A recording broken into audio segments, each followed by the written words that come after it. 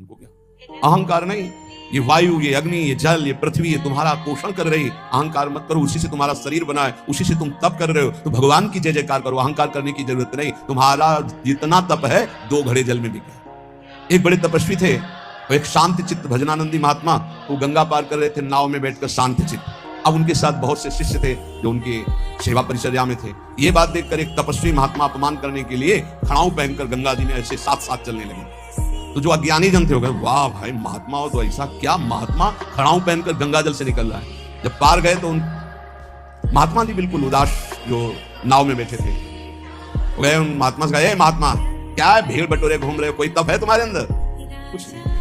तपस्वी होकर के नाव में बैठ करके आ रहे हो? कुछ नहीं। नाविक से बात की, महात्मा भैया प्रति सवारी कै रुपया होता है? बोले 2 रुपया। अपने शिष्यों से कहा सब गिन करके मेरा भी 2 रुपया दे।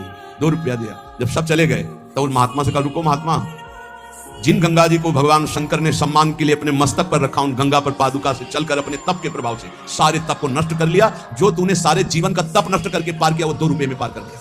वो 2 रुपये में पार। ये अगर तपस्या का अहंकार हो जाए तो 2 कौड़ी की तपस्या हो जाती है। श्रीपाद कह रहे हैं कि मुग्र तपस्या और न्यास योगादि भी। और एक बात करें, क्या हुआ तत्व ज्ञान? तत्व बोध होना अलग बात है। क्या हुआ तत्व ज्ञान में? यदि भगवान से आपका चित्त नहीं जुड़ा तो तत्व ज्ञान बघार लो, केवल उससे कोई आत्मानंद की अनुभूति थोड़ी हो जाएगी।